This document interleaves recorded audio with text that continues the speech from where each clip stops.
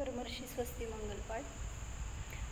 नित्यद्भुत चल केवल ज्ञानधारी जे मुनी, मनः पर्यय ज्ञानधारक यती तपसी वागुणी। दिव्यवदी ज्ञानधारक श्री ऋषीश्वर को नमो। कल्याणकारी लोक में कर पूज वसुविधि को वमो। कोष्ठस्थ धान्योपम कही अरु एक बीज कही प्रभो। संभिन्न संश्रोतृपदानुसारी बुद्धिरुद्धि कही विभो। ये चार रुद्धि धर यतीश्वर जगत जन मंगल करे। अज्ञान तिमिर विनाश कर कैवल्य मेला कर धरे। दिव्यमति के बल ग्रहण करते स्पर्शन घ्राण को। श्रवण आस्वादन करे अवलोकते कर त्राण को। पंच इंद्री की विजय धारण करे जो ऋषिवरा। स्वपर का कल्याण कर पाए शिवालय ते त्वरा। प्रज्ञा प्रधाना श्रमण अरु प्रत्येक बुद्धि जो कही। अभिन्न दश पूर्वी चतुर्दश पूर्व प्रकृष्टवादी सही। अष्टांग महानिमित्त विज्ञा जगत का मंगल करे। उनके चरण में अहर निशय दास अपना शिर धरे। जंघावली अरु श्रेणी तंतु फलांबु बीजांकुर प्रसून। रुद्धि चारण धार के मुनि करत आकाशी गमन। स्वच्छंद करत विहार नभ में भव्य जन के पीरहर। कल्याण मेरा भी करे मैं शरण आया हूँ प्रभुवर।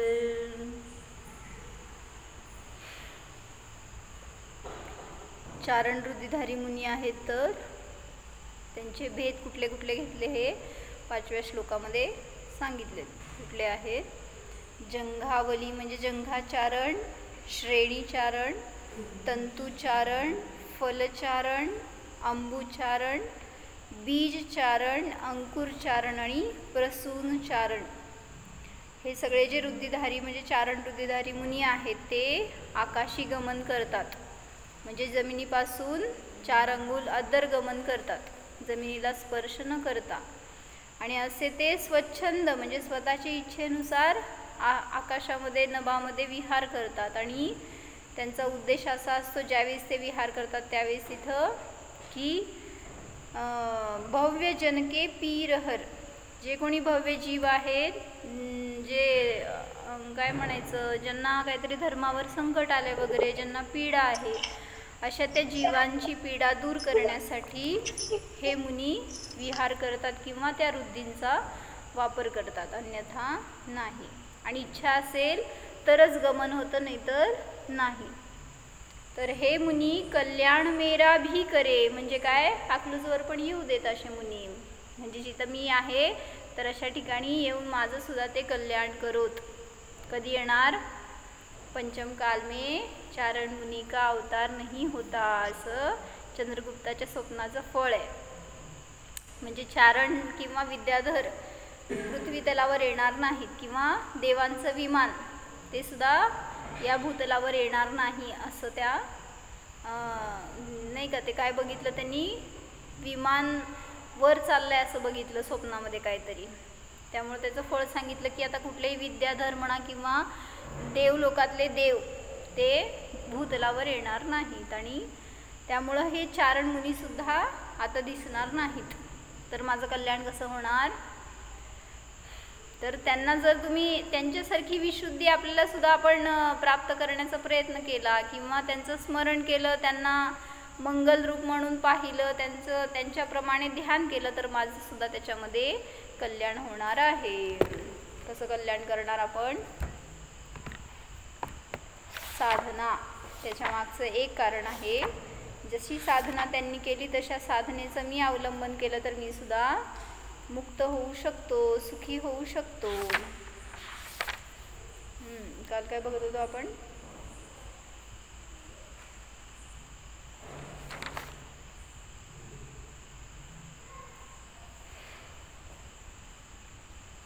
Independence day. म्हणजे काय काय काय केलं इंडिपेंडन्स डे म्हणून? इंडिपेंडंट आहे जाणलं का पहिल्यांदा? ते खरं सेलिब्रेशन आहे इंडिपेंडन्स डेचं. तर पहिल्यांदा तिथं स्वतंत्रता दिन बाहेर कुठंतरी आपण काय करायचं, ते फ्लॅग हॉस्टिंग करायचं, कुठंतरी बॅनर करा, पोस्टर करा, रॅली करा, असं तर साजरा केला. पण त्याच्या पुढं जाऊन मी स्वतंत्र आहे ह्याचा अनुभव केला. तर आम्हाला काय सांगितलं, जो ज्ञान दर्शन तंत्रानुसार राहतो तो खरा स्वतंत्र. मग अशी स्वतंत्रता साजरी केली का आपण? मी माझ्या ज्ञानदर्शन स्वभावानुसार राहणारा किंवा ज्ञानदर्शन स्वभावी आहे हे जाणलं तरी सुद्धा तिथं आपलं सेलिब्रेशन छान झालं. आणि जे नाही जाणलं तो जसं ते इंग्रजांच्या अधीन राहिले. कोण? सगळे ज्यांच्या कोणाचं पापाचा उदय होता. म्हणजे एकदा काय झालं होतं की जयंती काका आहेत ना, म्हणजे जयश्री काकींचे मिस्टर, तर ते फलटणला आम्हा असताना ते आले होते आम्हांकडे दर्शनाला म्हणून. आणि मग तेव्हाच काहीतरी असं इन्सिडन्स झालं होतं की कुठंतरी लाईन ऑफ कंट्रोलवर तिकडं काहीतरी मुठभेड झाली होती त्या आतंकवादींशी, आपल्या इंडियन सोल्जर्स. आणि मग त्याच्यामध्ये काय झालं होतं आणि मग आपल्या सैनिकांचं कामगिरी चांगली झाली होती, जिंकलं, असं काहीतरी झालेलं. मग हे सगळं त्यांना फार त्याचं प्राऊड होतं जयंती काकांना. आणि मग ते सांगायला लागले होते आम्हाला येऊन की त्यांनी एवढं चांगलं कामगिरी केली, मग त्यांना छान म्हणायचं नाही का म्हणते. म्हणजे सगळीकडे तीच चर्चा चालली होती, त्यामुळं ते एकदम स्पष्ट वक्ता होते. त्यांनी सांगितलं, म्हणले असं छान म्हणायचं नाही का त्यांना, त्यांच्यामुळं आपण जिवंत आहे म्हणले, त्यांनी इतकं मोठं काम करायला बॉर्डरवर राहून आणि त्यांनी सेवा करतायत, तिथं रक्षण करतायत म्हणून तर आपलं सगळं लाईफ आहे इथं. असं त्यांनी एक क्वेश्चन टाकलं. आता तुम्ही उत्तर काय देणार सांगा?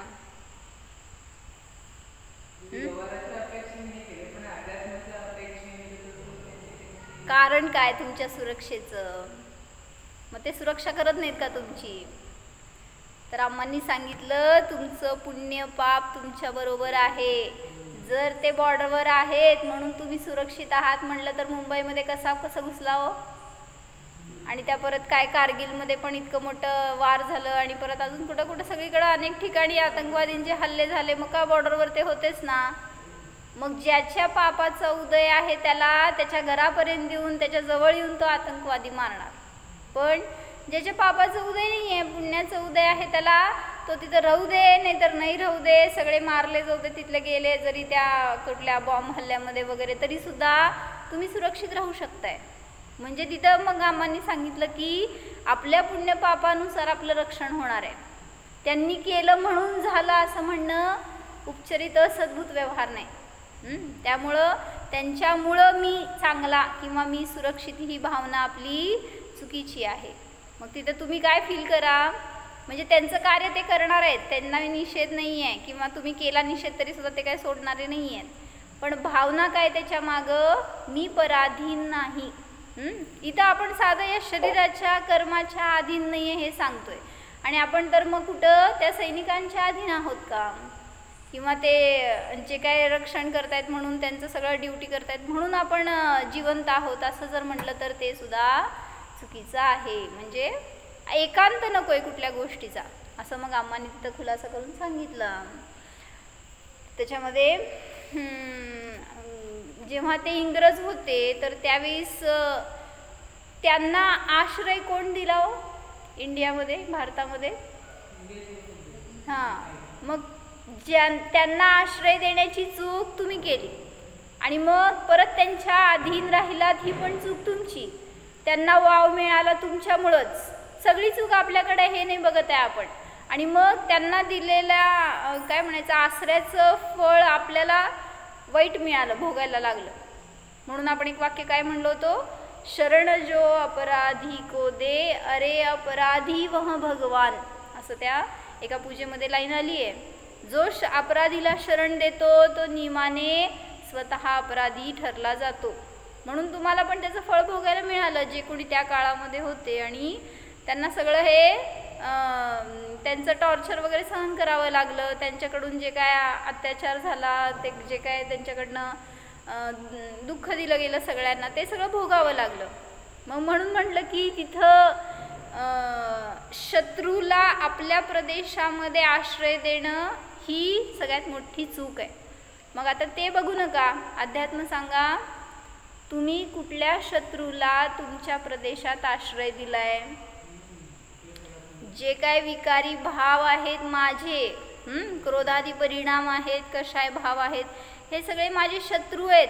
कुणाचं कल्याण झालंय हो क्रोध केल्यावर, कशाय केल्यावर? मग त्या शत्रूंना मी माझ्या प्रदेशात म्हणजे माझ्या द्रव्यगुण पर्यायामध्ये आश्रय देतोय. मग त्याचं फळ कोणाला मिळणार? मलाच मिळणार आहे. म्हणून म्हणलं शत्रूला आश्रय देऊ नका. जर तुम्ही अपराधीला शरण दिला तर नियमाने तुम्ही पण अपराधी ठरणार. म्हणजे त्याचं फळ मोह आहे मोठा शत्रू. मग त्याला जो आश्रय देतो, जो त्याचं पुष्टी करत राहतो, तर तो नियमाने दुःखाला प्राप्त होतो, हे समजून घ्या. मोह हे कशा आहे? मोहच आहे, चारित्र मोह. तर हे जे काय आता तुम्ही सण म्हणून साजरं करताय आजच्या दिवशी, ते राजकीय स्वतंत्रता म्हणलं ठीक आहे, पण त्याच्या पुढं आध्यात्मिक स्वतंत्रता विसरायला नकोय. हे सांगितलं की आपले लक्ष तर कणाकणाची स्वतंत्रता जाणून आत्म्याला मुक्त करणे हे आपलं लक्ष असायला हवं. कारण जिनागमामध्ये सांगितलंय प्रत्येक द्रव्य काय ते याच्यात येते ना, कण कण स्वाधीन है, असं ह्याच्यात आलं ना कुंद कुंद शतकमध्ये का काय, प्रत्येक कण स्वाधीन है, करता न भोगता कोई है, अणु अणु स्वयं स्वतंत्र आहे, असं काहीतरी आहे ना ती लाईन. तर त्याच्यामध्ये पण अणु अणु स्वयं में लीन है. हां, मग तिथं सांगायचं काय प्रत्येक कण आणि कण, प्रत्येक द्रव्य गुण पर्याय सगळं स्वाधीन आहे, स्वतंत्र आहे, कुठं कोणाच्या अधीन नाही. म्हणजे याच्यावर चिंतन करा जरासं, तुम्हाला उलट खूप जास्त त्याचं आनंद येईल की माझे द्रव्य स्वतंत्र आहे. मी आज जे टाकलं होतं ना चिंतन, ह्याच्यावरच होतं, माझं प्रत्येक गुण स्वतंत्र आहे. हे समजून काय फायदा सांगा? माझ्या प्रत्येक गुणामध्ये स्वातंत्र्य आहे. एक गुण दुसऱ्या गुणाचं कार्य करत नाही, एक पर्याय दुसऱ्या पर्यायाचं कार्य करत नाही. प्रत्येक परिणमन, प्रत्येक पर्याय सुद्धा स्वतंत्र आहे. काय फायदा समजून? मग जिथं हे नाही समजलं स्वतंत्रता, तर कर्ता बनायला जाता.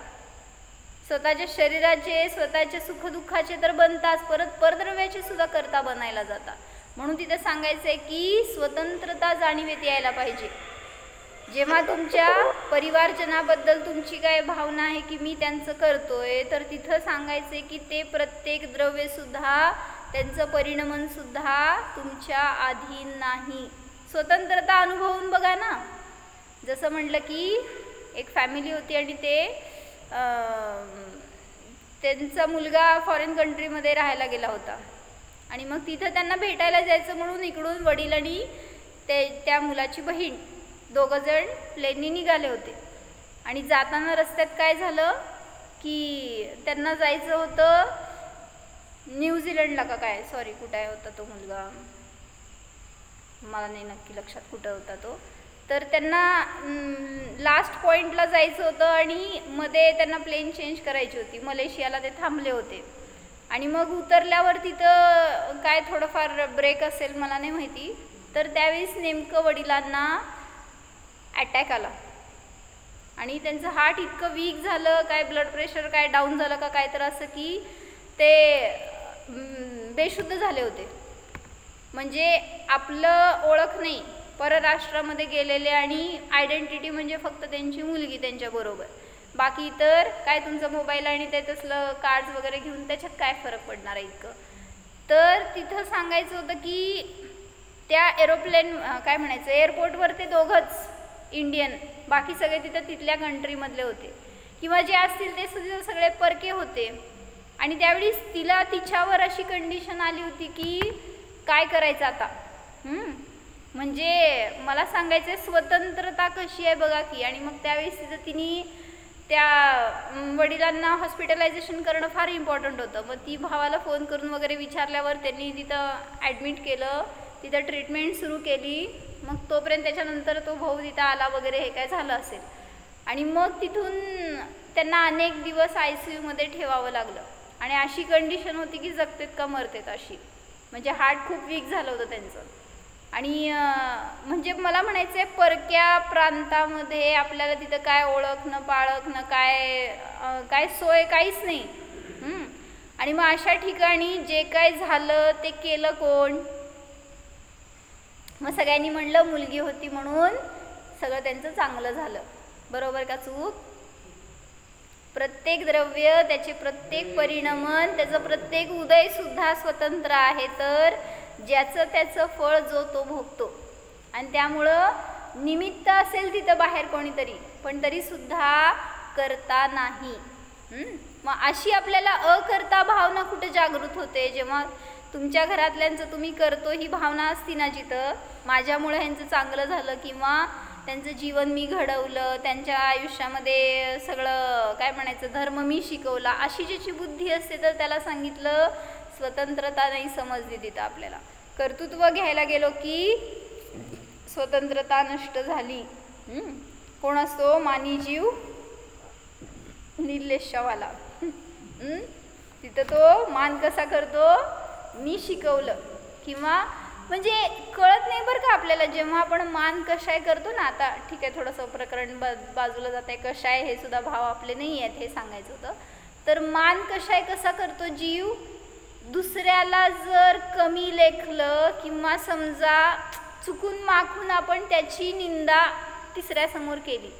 निंदा म्हणजे काहीतरी निगेटिव्ह पॉईंट्स, मला नाही काय प्रयोजन कोणा, म्हणजे आता या व्यक्तीने या व्यक्तीला काहीतरी निगेटिव्ह सांगितलं, याला याचं प्रयोजन नाही, तरीसुद्धा ह्यानी जाऊन सांगितलं, ह्याला काय म्हणायचं निंदा म्हणायचं. आणि ह्याच्यामध्ये याचा काय फायदा किंवा ह्याचं काय भाव, याला म्हणायचं मान कशाय. कारण ह्यानी दुसऱ्याला अपमानित केलं ना, म्हणजेच काय झालं त्याच्यामध्ये स्वतःच्या मानाची पुष्टी झाली. म्हणून सांगितलं की तिथं कळत नकळत आपण कशा प्रकारे मान कशाच्या आहारी जातो ह्याचं ज्ञान झालं तर हे विकाररूप शत्रू, हे मान कशाय सगळ्यात मोठा शत्रू आहे मनुष्याचा. आणि त्याला जिंकायचं तर जर असं काय म्हणायचं कुठं जरी अपमान झाला तरी सुद्धा त्याच्यामध्ये अपमान न मानणं ह्याला म्हणायचं जिंकणं. आणि आपण तिथं मानी होतो आणि मग काहीतरी काय म्हणायचं हर्ट होऊन त्या नीललेशा रूपाने जे काही परिणमन सांगितलं तिथं त्याप्रमाणे कशाई होतो आणि अशुभ लेशेच्या आहारी जाऊन दुर्गतीचा बंद करतो. म्हणून हे करणं योग्य नाही.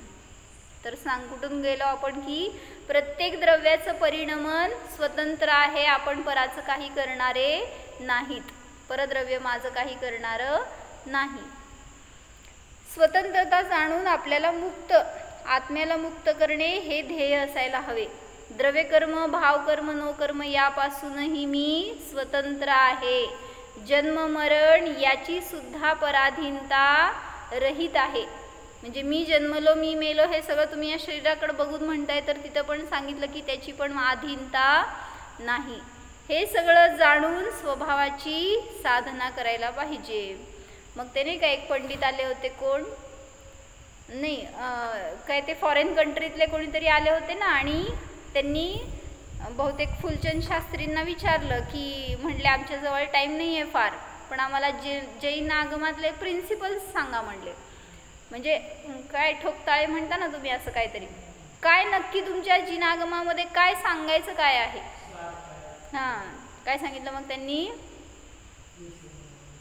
2 गोष्टी काय सांगितल्या त्यातल्या 2 शब्द सांगितली फक्त. काय सांगितलं?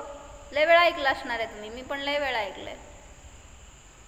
स्वतंत्रता आणि स्वाधीनता हे जैन धर्माचं प्राण आहे, जिनागमाचे प्राण आहेत, एवढंच शब्दामध्ये सांगितलं त्यांना.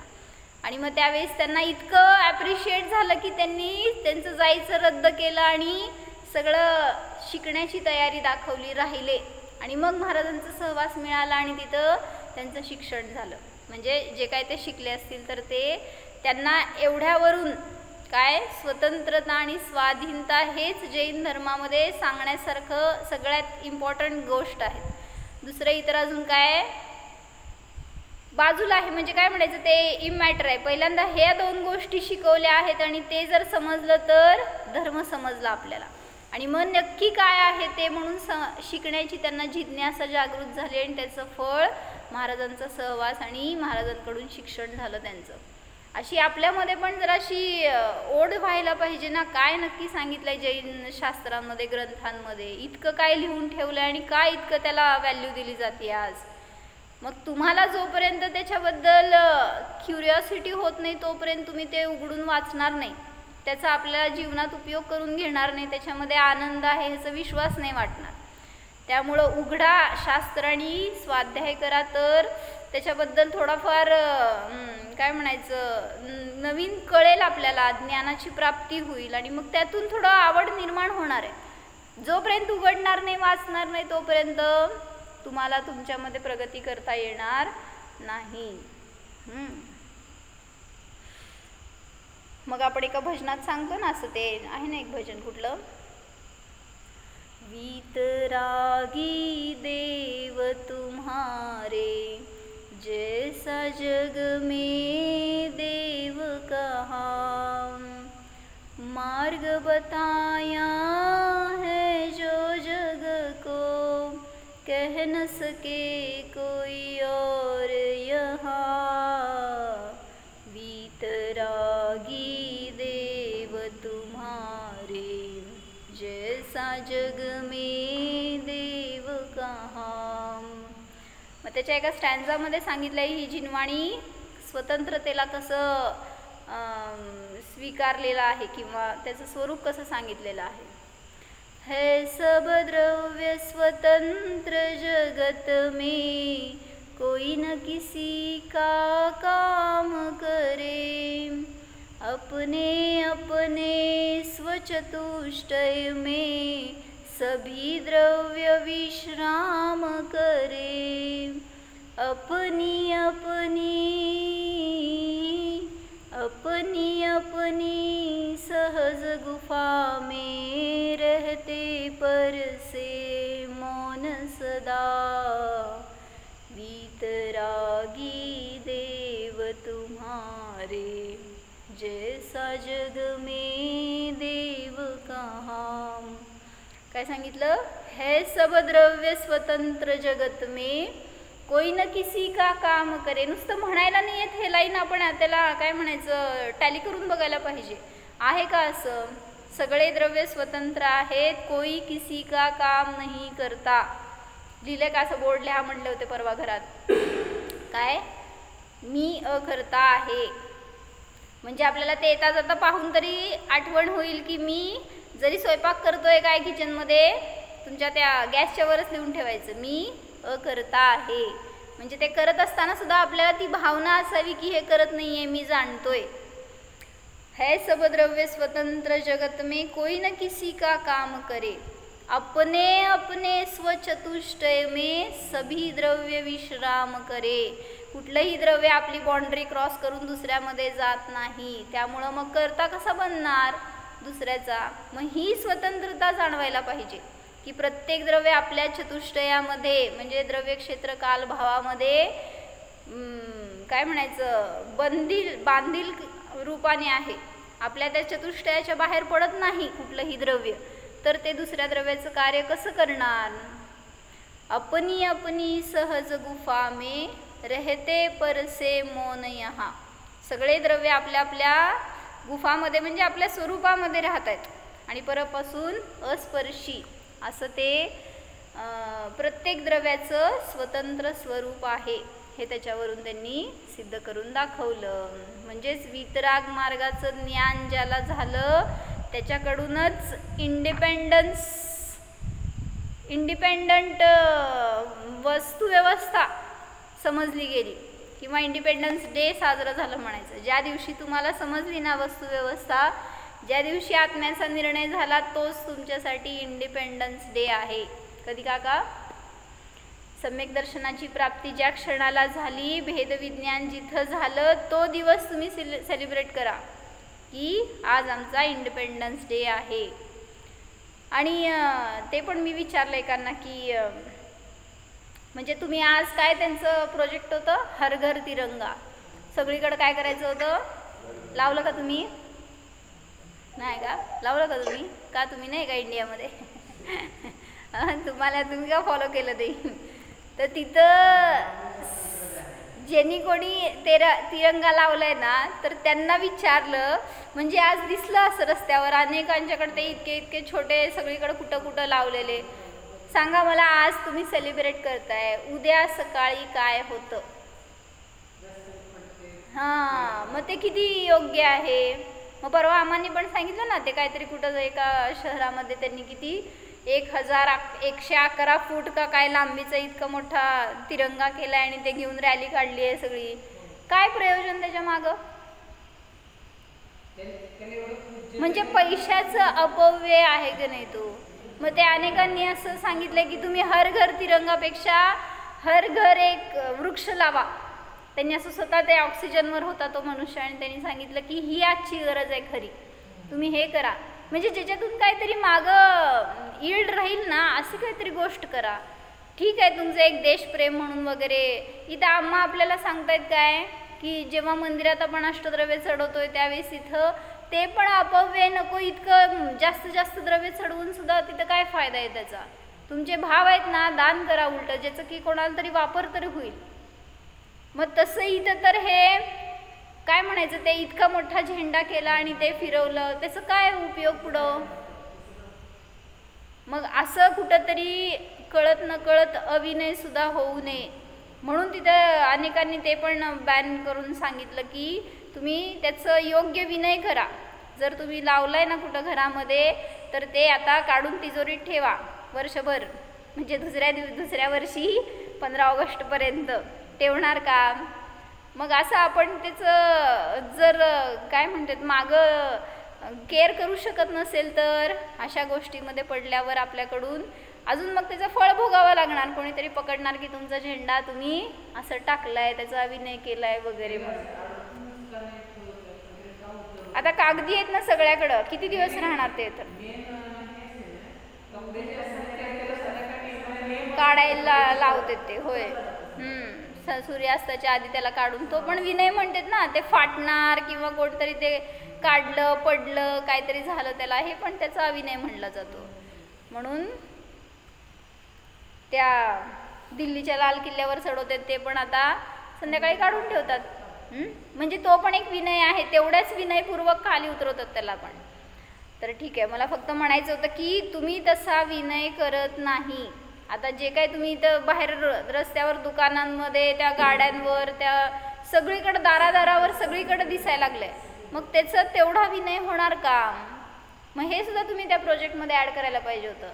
हर घर तिरंगा, दुसऱ्या दिवशी तो तिरंगा कुठंतरी नको त्या ठिकाणी दिसायला नको. कुठं कचऱ्यात जाणार, कुठं रस्त्यावर पडणार, तर तो त्याचा अभिनय आहे हे पण समजायला पाहिजे. गुलामीतून मुक्त होण्याची तीव्र इच्छा आपल्याला आहे का?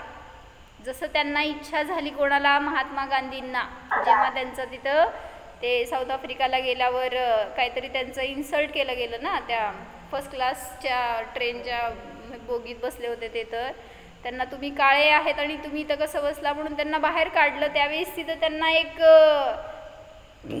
काय म्हणायचं, ह्यांच्या अधीन का आपण राहावं अशी एक मग स्वतंत्रतेची जी भावना जागृत झाली ना, त्याचं फळ म्हणून त्यांनी हा लढा चालू केला. आणि मग त्यातून ते त्या भावनेचं फळ म्हणजे स्वतंत्रता त्यांना प्राप्त झाली. तसं म्हणायचंय तुम्ही गुलामीत आहात, त्याच्यातून सुटण्याची तीव्र इच्छा आहे का? कुठली गुलामी करता सांगा? अनेक प्रकारची गुलामी आहे बरं का. आता असं नाही की तुम्ही इंग्रजांच्या अधीन आहात. कोणाकोणाच्या अधीन आहे सांगा? कोणाच्या अधीन? एक्झाम्पल सांगा. कोणाच्या अधीन आहात तुम्ही? नाही तसं नाही. अजून सूक्ष्मता सांगा. सूक्ष्मता कोणाच्या अधीन आहे आपण? आहे की नाही? नाही. बरं, अध्यात्मात शिरू नका लगेच. अजून मला असं बाहेर सांगा. कोणाच्या अधीन आहात? रसना-इंद्रिया. हा, हे पण आहे. करेक्ट. काय म्हणायचंय? चहा पिल्याशिवाय आम्हाला काम होत नाही. काय म्हणले मी? आई आहे ना? हा. तर चहा पिल्याशिवाय दिवसाची सुरुवात होत नाही, किंवा डोकं दुखायला लागतं. काय ही सांगा? व्यसन आहे ते. तुम्ही म्हणाल ते दारू आणि ते सिगरेट वगैरे तंबाखू हे व्यसन आहे, त्यांनी गुलामी करतायत त्याची. आपण पण तेच करतोय. म्हणजे ह्याला काय म्हणायचं, ज्ञानपूर्वक सोडलो तर सुटणार आहे. नाहीतर आम्ही कुठं व्यसनी आहे? आम्ही नाही, निर्व्यसनी आहे आम्ही. हे काय व्यसन नाही आहे का? जी गोष्ट आपल्याला अडथळा करते त्याची सवय म्हणजे व्यसन आहे. जसं आज लोकांना व्यसन आहे मोबाईलचं. नसेल जवळ तर झोप लागत नाही. काय झालं ते एक सांगितलं ना इन्सिडन्स, की ती मुलगी 10वी का 12वीची एक्झाम देणार होती, आणि मग एक्झाम जवळ आलेत म्हटल्यावर आईनी सांगितलं की म्हटली तू एवढंच कर, 3 तासासाठी ते घेऊ नकोस, अभ्यास कर आणि परत मग घेऊन बस, मी काय म्हणणार नाही. पण तिला अस्वस्थ म्हणली नाही, मला असलं काय सांगायचं नाही, माझ्याजवळच पाहिजे ते. तर ती काहीतरी वॉशरूमला गेल्यावर त्या आईने ते काढून ठेवलं लपून, आणि ते तिला मिळालं नाही म्हटल्यावर ती इतकी अस्वस्थ, इतकं तिला बेचैन झालं, मिळेना म्हणून तिने सगळीकडे शोधलं, आईला विचारलं पण मिळालं नाही. तर तिने सुसाईड करण्याचा प्रयत्न केला. काय झालं? ह्याला काय म्हणायचं? व्यसन, गुलामी. कशा कशाचे गुलाम बनलोय. सगळं अशा प्रकारे काय म्हणायचं, टी व्हीची अधीनता, मोबाईलची, किंवा एखादं सिरियल म्हणा, नाही बघितलं तर चैन पडत नाही. आणि मग ते कुठंही कसंही असू देत. आता अनेकांचं ऐकलं मी की घरात बघायला मिळालं नाही, त्या टाईम मला काहीतरी काम निघालं आणि कोण पाहुणे आले किंवा कुठं बाहेर गेलो तर म्हणले ते मोबाईलवर कुठं असेल तिथून बघायचं. म्हणजे आता ती सोय झाली ना लोकांना, ते काय मोबाईलचं काय असेल तसलं त्याच्यावर ते टी व्हीचे प्रोग्राम पण लगेच लाईव्ह दिसतात म्हणून. मग ते ट्रेनमध्ये असेल तर तिथं पण ती सिरियल काढून बघायचंच. झोप आली रात्री तर झोपायचं नाही, पहिल्यांदा आजची सिरियल राहिली ती. म्हणजे अधीनता झाली का नाही ही. एक एंटरटेनमेंट म्हणून तुम्ही बघत असाल तर वेगळी गोष्ट आहे, पण त्याला हावी होऊ देऊ नका ना आपल्यावर. दिसलं थोड्या वेळासाठी आपण एन्जॉय केलं, वेगळी गोष्ट आहे, सोडून द्यायला पाहिजे. पण त्याला आपण आपलं काय म्हणायचं, दिवसभरातलं एक इम्पॉर्टंट कार्य म्हणून धरलंय. ते असायला पाहिजे, ते दिसायला पाहिजे, ते नसेल तर आपलं जीवन नाही. अशी ही अधीनता म्हणजे गुलामी आहे. म्हणून तुम्ही अजून पण इंडिपेंडंट नाही, डिपेंडंटच आहात. कशा कशाच्या अधीन आहोत आपण. असंच एखादी व्यक्ती, वस्तू, एखादं काय कार्य, एखादं सिरियल म्हणले, अशा गोष्टींची अधीनता म्हणजे सुद्धा गुलामी आहे असं आपल्याला वाटत नाही. त्याचा निर्णय आपण करत नाही, म्हणून अजून परतंत्र आहोत.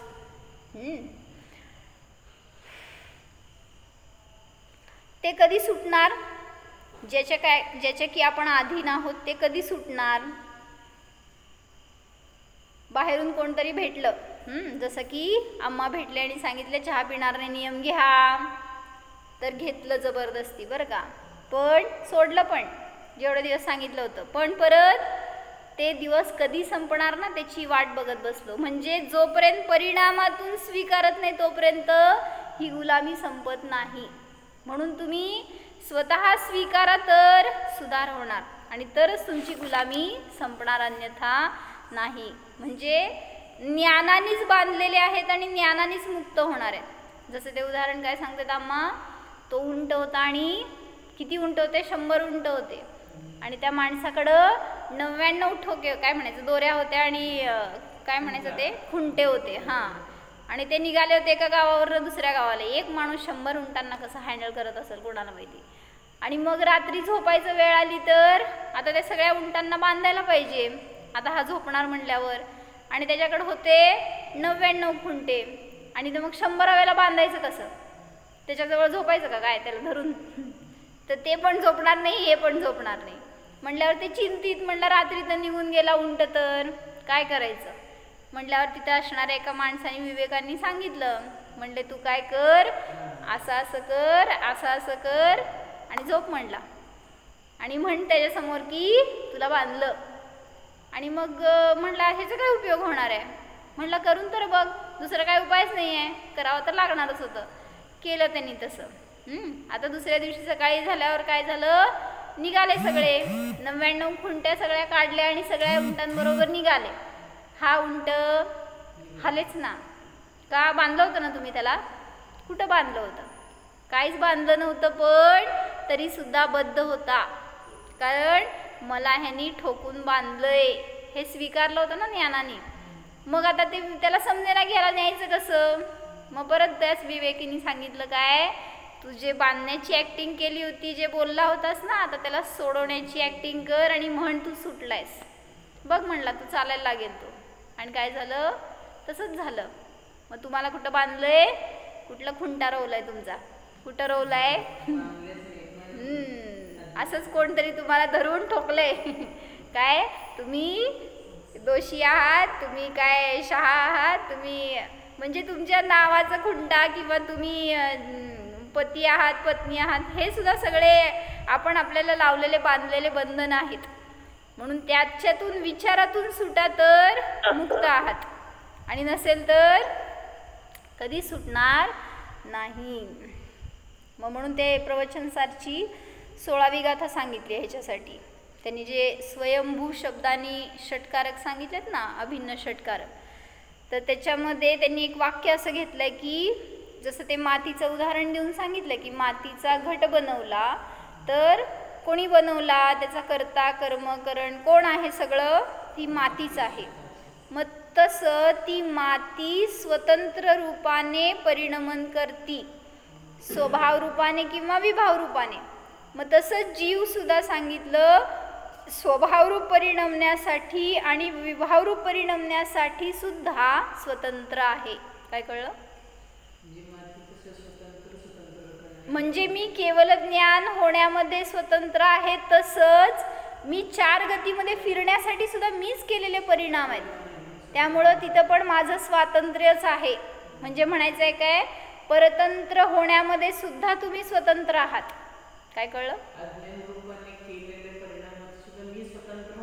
हां म्हणजे तिथं मला कोण करवलं नाही आहे ना. निगोदातून कोण तुम्हाला बाहेर काढलं सांगा? कोण ढकललं, हाकललं? मीच माझ्या परिणामांनी बाहेर पडलोय. आणि तेच देवगती मिळाली आणि तिथनं एकेंद्रियामध्ये का गेला हो? कोण तिथं नेलं तुम्हाला? त्याच्यासाठी सुद्धा मी स्वतंत्र होतो. आणि जे कोणी मुक्त झाले त्यांना कोणी मुक्त केलं? म्हणून म्हटलं की स्वभाव रूपाने होऊ दे किंवा विभाव रूपाने, दोन्ही परिणमनामध्ये मी स्वतंत्र आहे. याची अनुभूती केली तर आपल्याला त्याचा आनंद भोगायला मिळेल. आणि ह्या चतुर्गतीचं भ्रमण नष्ट करण्याचा एकच उपाय आहे. काय? ह्या सगळ्यापासून भिन्न मी स्वतंत्र आहे ह्याची अनुभूती. तर जाणा मी कर्माच्या अधीन नाही, किंवा या शरीराच्या किंवा कुठल्या वस्तूच्या व्यक्तीच्या अधीन मी नव्हतो, नाही आणि कधीही नसणार. तरच आपली स्वतंत्रता आपल्याला समजणार. ओम.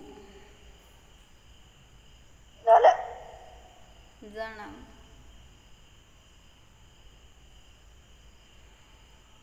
हा मी शरीराधीन नाही, कर्माधीन नाही, विषयाधीन नाहीच, कशायाच्या देखील मी अधीन नाहीच. अनुभवा स्वतःचे ज्ञान दर्शन तंत्र जाणा. हे माझे स्वरूप आहे.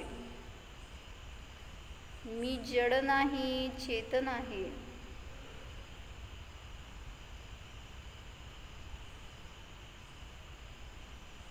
निर्व्यसनी आहे, निरालंब आहे.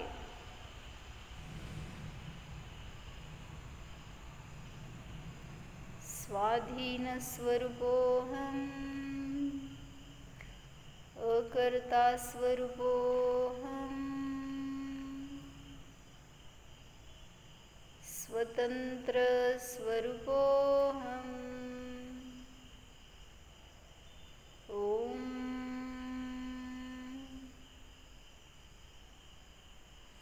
विसर्जन. नमो